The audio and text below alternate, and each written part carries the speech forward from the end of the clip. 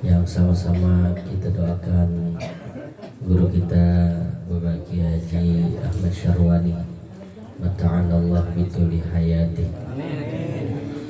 Juga guru-guru kita yang hadir pada kesempatan malam hari ini, di antaranya Genda Dr. Andes Ustaz Ahmad Basuni MSI, Al-Ustaz Nanda Haji Markusin SPDI, Al-Ustaz Saifullah Ahmad,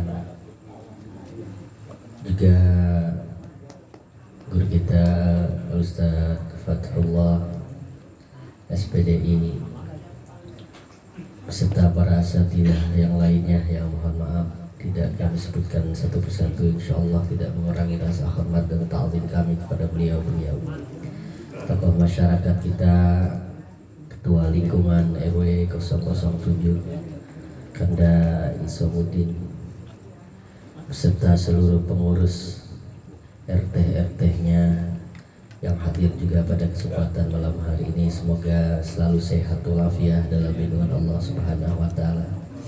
Ketua Majelis Taklim Masjid Jami Nurul Huda Anda Ustadz Ahmad Sayuti, beserta para hujjah, para tokoh masyarakat yang lainnya yang mohon maaf tidak kami sebutkan, wabil khusus bidzikri sahibil bait, tuan rumah akhifillah walillah Ustadz Farid Alal Muslimin, serta anak-anak dari almarhumah Nenenda Tamimah binti Haji Adam,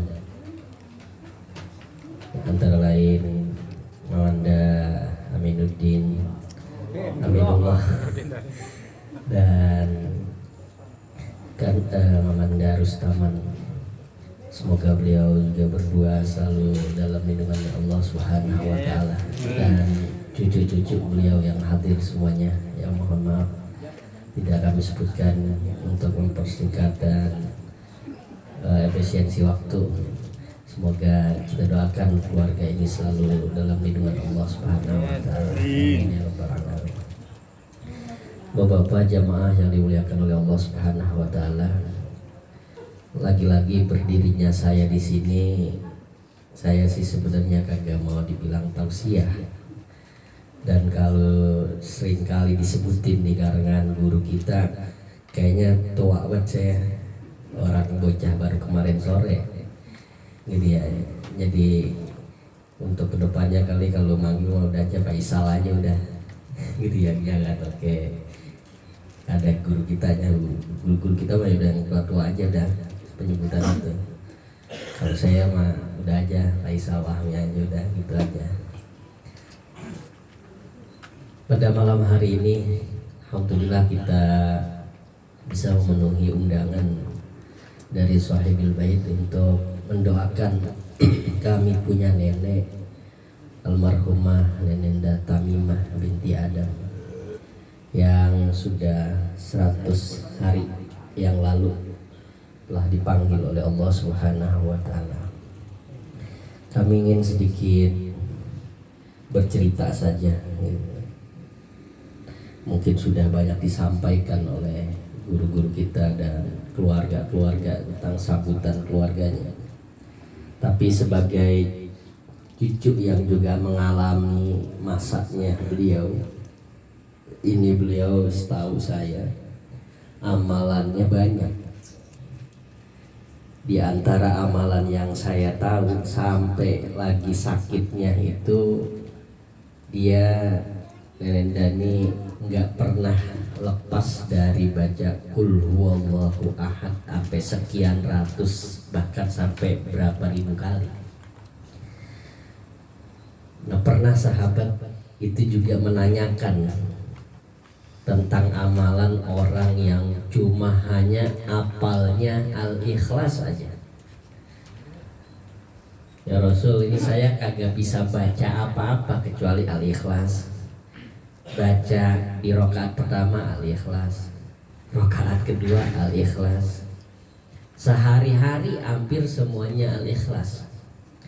Maka Rasul gembirakan hati orang tersebut dengan sabdanya, hubbuka iyyaha tudkhilukal jannah.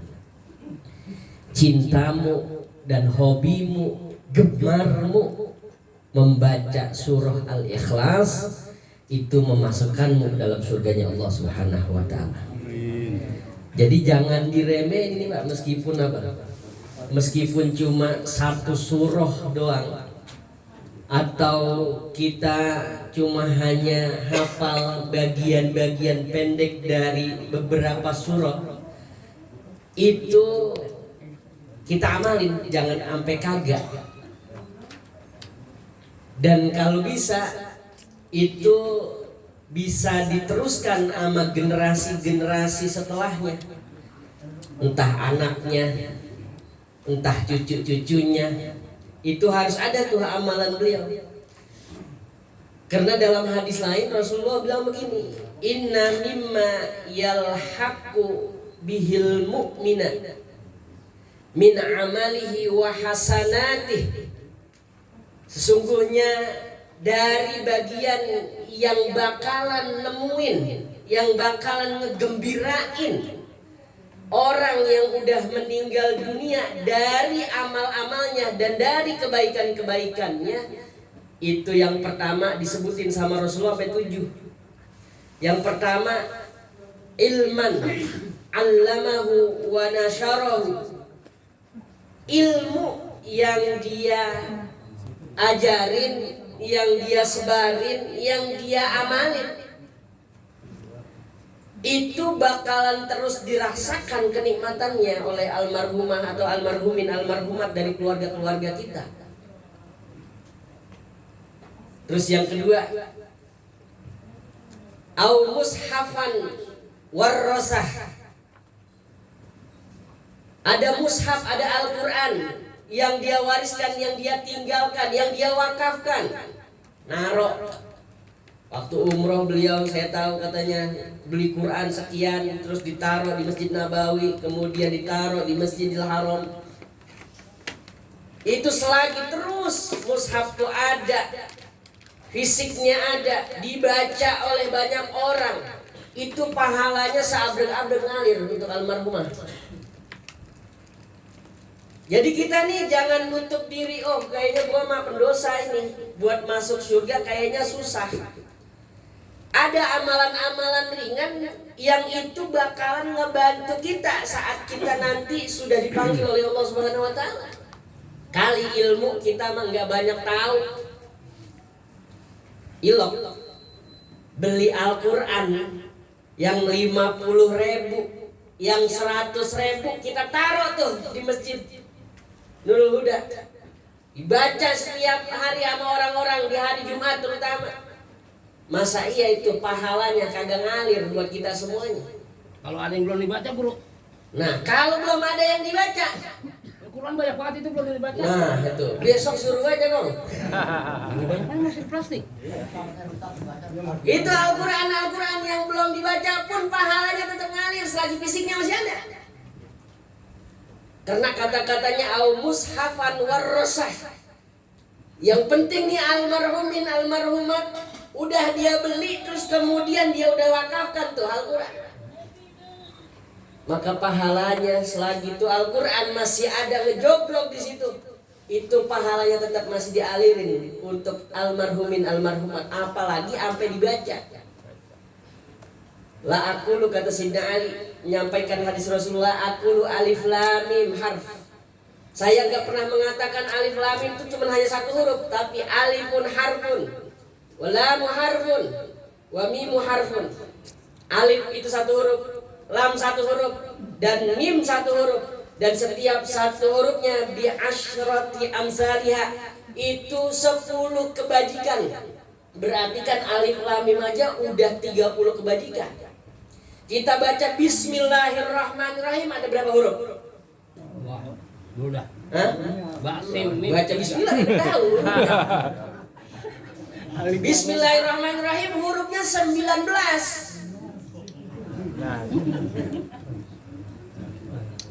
Berapa kali 10 tuh? Udah 190 baru dari Bismillahirrahmanirrahim. Habib Ali bin Husain Al-Attas yang dikenal dengan Habib Ali Bungur, itu beliau punya kitab tebel banget namanya Tajul A'ras. Di situ beliau ngeriwayatin dulu ada janda nih. Kalau udah diomongin janda boleh gitu. Ada janda ditinggal mati sama lakinya, masih cakep banget, baru punya anak atuk. Gitu ya, anaknya masih kecil banget, lakinya mati. Tapi tuh lakinya, mohon maaf nih lakinya, di dalam kitab itu kata Habib Ali, dulu bajingan bener tuh lakinya, mabuk, main waduan, gitu ya. Pokoknya sampai maksiat apa aja nih, lakinya pernah ngelakuin. Sampai matinya tuh laki dalam keadaan pas abis lagi mabuk, mati. Lani si bini dulunya banyak sering ngaji, cuman karena punya laki apa, begajulan mabok kayak begitu, dia mau berangkat ngaji nggak pernah jadi itu. Maka dia pernah ngomong ini kayak nyumpah gitu, gua kalau nanti punya anak nih dari suami gua ini, gua kagak bakalan ini biar nurutin nama babanya, kagak dah.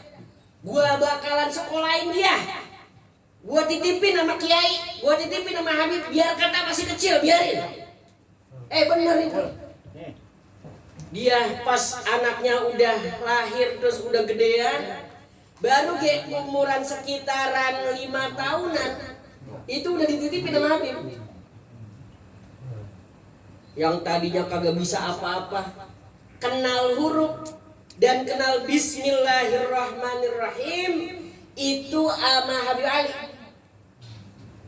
Habib Ali kena waliun min auliyaillah. Ini kita lagi baca waliun min auliyaillah, jangan sampai kita ragu nih. Kan sekarang lagi pada rame ini ya. Kalau kita bicara kayak begini dibilangnya, wah itu lagi halu tuh, halu katanya. Paling lagi ngedongeng. Padahal karomat tuh emang ada. Ini sama Habib Ali bin Husain Al-Attas Habib Ali Bungur.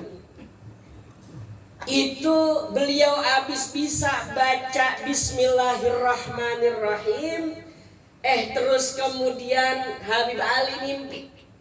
Apa mimpinya? Babanya yang tukang mabuk, babanya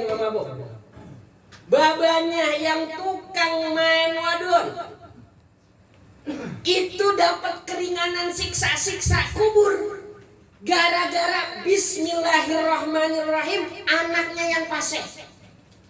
Lah kita ini almarhumah, insya Allah anak-anaknya pada tahu Al-Quran, cucu-cucunya alhamdulillah pendidikannya, gitu ya.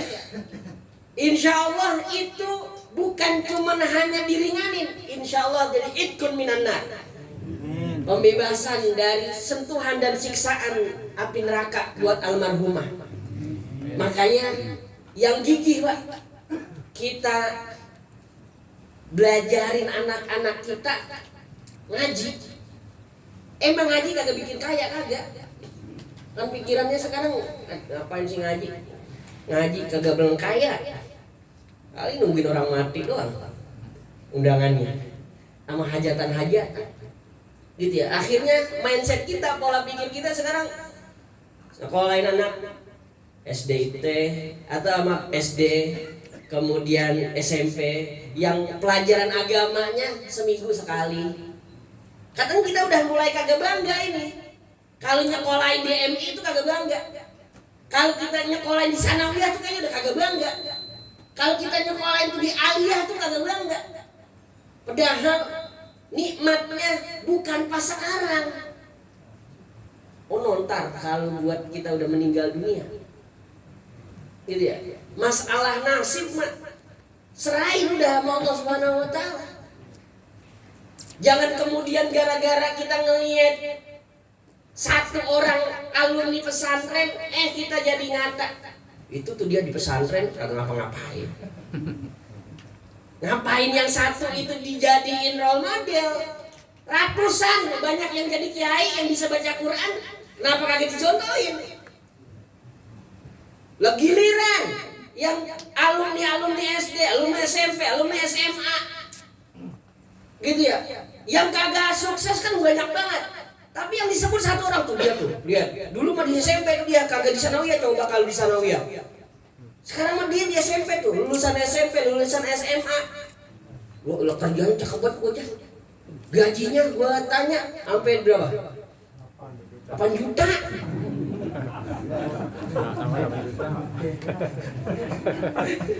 Ya. Makanya ngaji-ngaji hampir sepi. Hampir berogah orang tua tuh.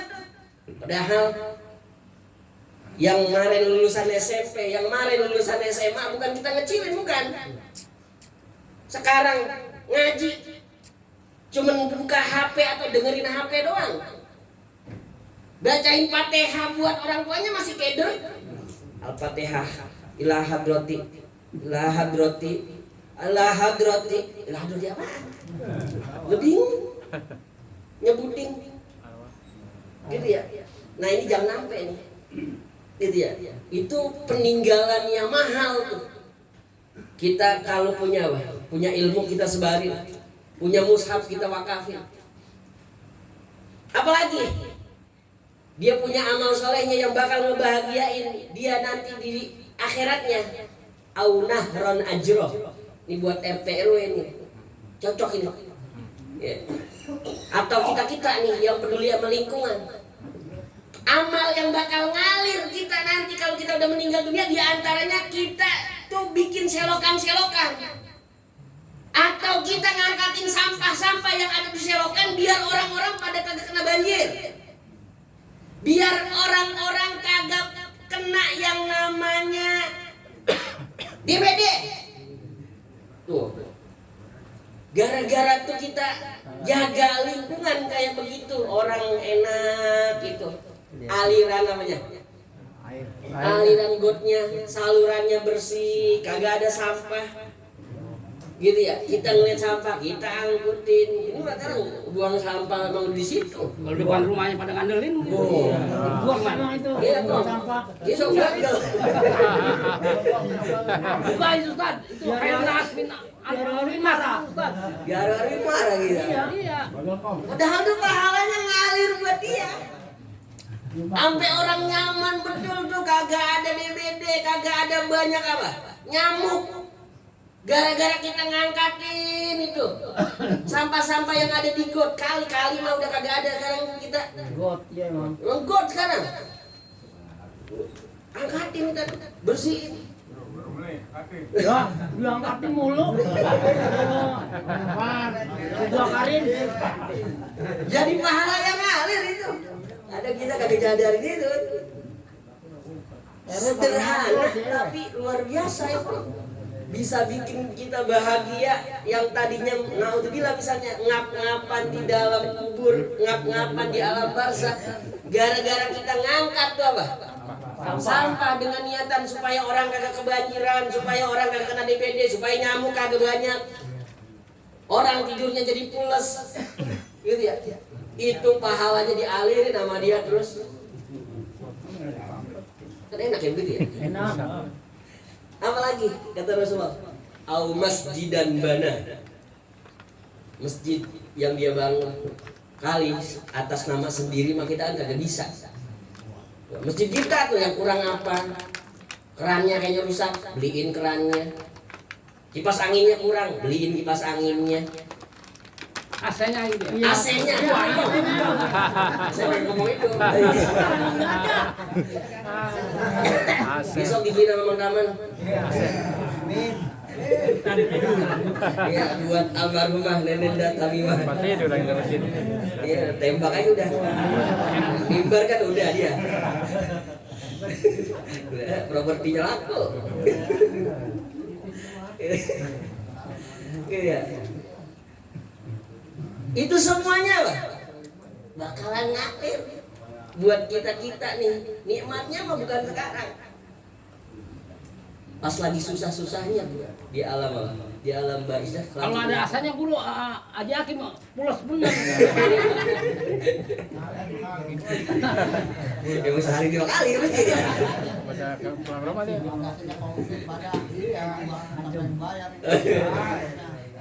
Insya Allah masjid kagak bakalan miskinnya nah. Ada. Beli gitu ya. Au baitan banahu fi sabilillah. Kalau di sini makanya jarang. Kalau di Arab sono itu banyak orang wakafin rumah untuk para pesinggah-pesinggah itu. Orang yang kemalaman gitu ya. Itu dibikinin rumah. Sengaja di jalan-jalan buat dia nginep.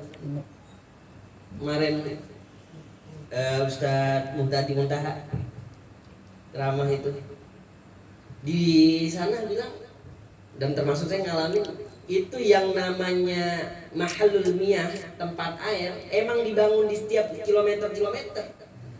Jadi orang tuh minum pada tinggal nyendok aja, tinggal ngambil aja. Dingin banget itu. Tukar udah Jakim, jangan kontrakan mulu. Bikin mesin lah. Jadi bikin apa? Bikin kangen water misalnya. Ya, depot air. Depot air itu dari satu gang ada, gang sono ada lagi. Jadi setiap orang lewat kausan kagak pernah ada yang di sono namanya beli air mineral kan ya. Udah tinggal ngambil aja. Jadi orang itu jualan di sono, jual makanan, air kagak dijual.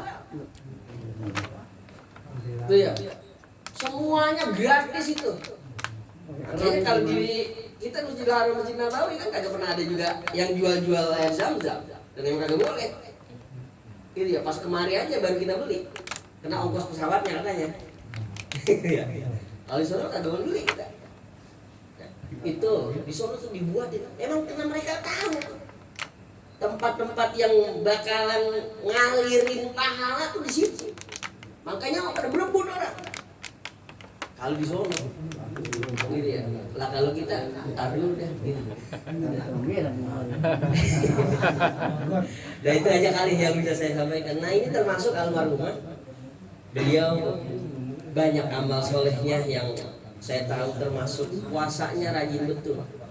Beliau sampai di hari tuanya saya kalau kemari, emang kadang kalau kemari diem aja langsung masuk kamarnya. Mana Wak sehat?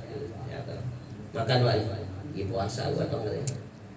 Sering kali itu saya nemuin kalau datang kemari itu, karena emang pesennya Umi almarhumah dulu. Kalau Wak masih ada, lu jangan ampe kagak ke rumah Wak, bagi biar kata 50.000 mah bagi. Setiap lebaran kata Umi itu sampai sebelum meninggal dunia kemarin, itu yang namanya beliin kain, saya setiap tahun ngebeliin. Kalau nggak saya, adik saya. Kalau nggak adik saya, ayah saya yang beli. Karena emang pesannya Umi dulu gitu ya. Kainnya masih baru ya. Mau dibeliin mulu, nggak dipakai. Nah itu karena kebaikannya beliau tuh. Jadi akhirnya kita kecempetan kebaikan. Jadi ya, insya Allah semoga beliau di alam barzahnya terus bahagia, senang, dan terkhusus untuk keluarga anak cucunya dilihat semuanya kompak, akur, terus kemudian saling menolong, saling bantu antar satu dengan yang lainnya. Insya Allah terus akan membahagiakan almarhumin dan almarhumah, khususnya Nenda Tamimah binti Ngkong Adam.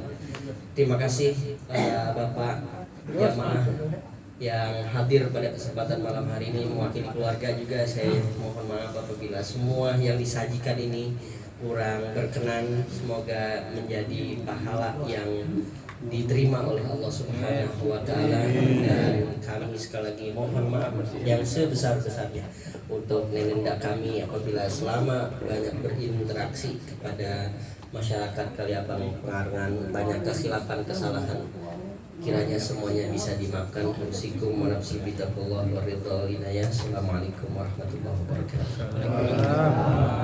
Ya paling diingat mah itu God dah itu yang